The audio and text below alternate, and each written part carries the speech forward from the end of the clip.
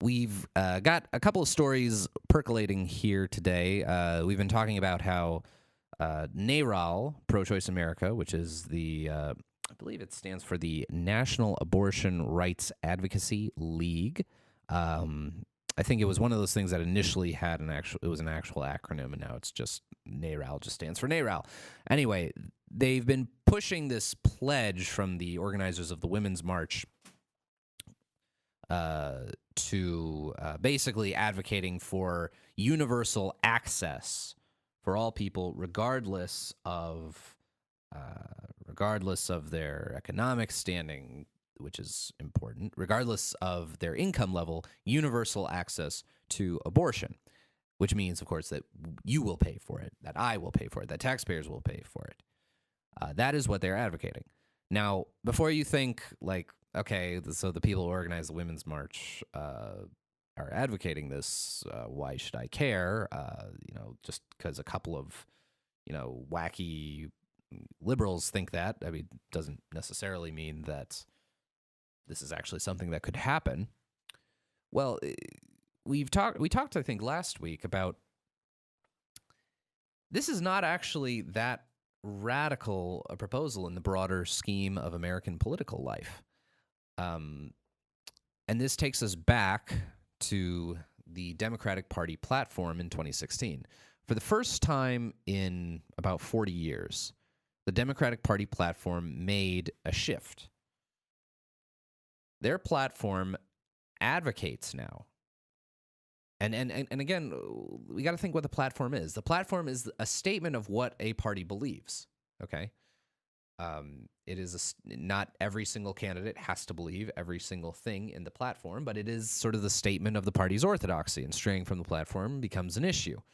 The Democratic Party platform in 2016 was its most radically pro-choice platform ever, specifically for the reason that it advocated for the abolition of the Hyde Amendment. Now, the Hyde Amendment, again, is that rider that gets attached to the federal budget every year that prevents any federal funds from going towards paying for abortion. Okay, this is why Medicaid does not pay for abortion. It's why here in California, they had to set up a separate stream of purely California dollars to pay for abortion through Medi-Cal. It's because the federal government does not pay for abortions except in the rare cases of like rape, incest, and mother's life, or these very rare exceptions.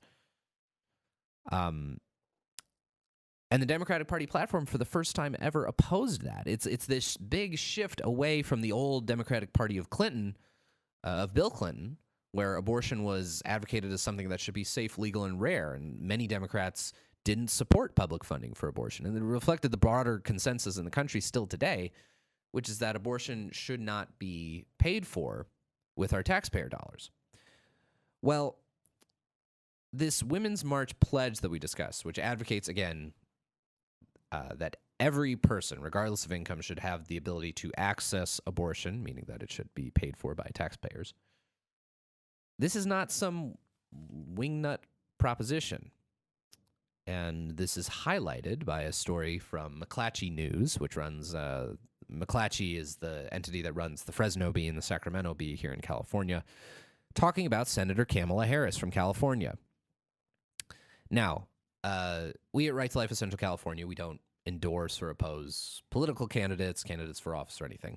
But I think it's important for us to know about our senator here from California, because she's going to become a very significant player in our American political landscape in the years to come. So this story from McClatchy News says, President Kamala Harris, ? She's making the first moves. And the story begins, now's the time prospective political candidates start taking the subtle but crucial behind-the-scenes steps that get them noticed by the political intelligentsia, and Senator Kamala Harris is quietly following the script. They go on to say, the California Democrat sworn into office 4 months ago insists she's not thinking about a run for president. Her inner circle forcefully tries to tamp down 2020 speculation. But the speculation is not going away, not with the absence of a clear Democratic presidential frontrunner and the party desperately in search of and in need of a new generation of leadership. And the article goes on to talk about her big moment. And what was Kamala Harris's big moment?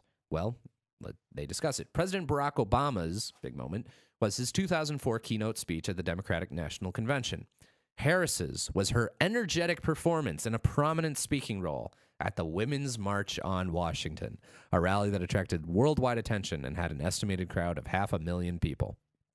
She instantly became a favorite of liberals and followed that with remarks at an immigration rally at the White House and a podcast with former top Obama advisor David Axelrod, the architect of Obama's out-of-nowhere 2008 campaign. So Kamala Harris is tied to the hip of the Women's March. She believes in these things the Women's March believes in. And the Women's March is promoting universal access to abortion, regardless of your economic standing. Meaning, if you don't have the means to pay for it, someone else will. And that someone else is not going to be a private entity. It's going to be the government. It's going to be the government paying for it with your taxpayer dollars. Now, in what other ways has Kamala Harris distinguished herself? Well, Kamala Harris initiated the investigations that have taken place against David Daleiden. David Daleiden, the guy who produced all of those undercover videos exposing Planned Parenthood officials and their work in the sale of the body parts of unborn children for profit. Kamala Harris, rather than following up on now this was back when Kamala Harris was the Attorney General of California, rather than following up on what David was uncovering and trying to investigate it and trying to see whether Planned Parenthood was breaking the law. No. Kamala Harris decided to go after the whistleblowers, ignoring the powerful special interests engaging in possibly illegal, corrupt activities. She went after the whistleblower, the powerless little guy, David Daleiden. She initiated the investigation that resulted in, about 2 months ago, felony charges being brought against David for the illicit recording of, quote, private conversations, even though they were conversations that were held in public places and not really protected under California law. This was Kamala Harris's doing. Kamala Harris is so in the pocket of NARAL, of Planned Parenthood, of the Women's March people, that you can be certain that if she decides to run for higher office, that is the message she's going to bring with herself.